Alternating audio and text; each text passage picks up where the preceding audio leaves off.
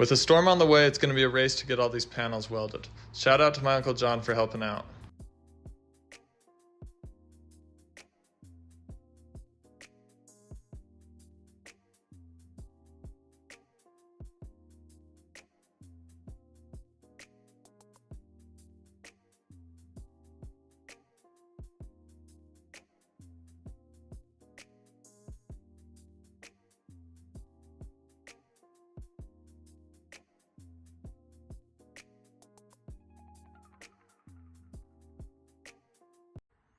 Alright, as you can see, it's a new day. I was able to get all the panels welded up, made it through the storm.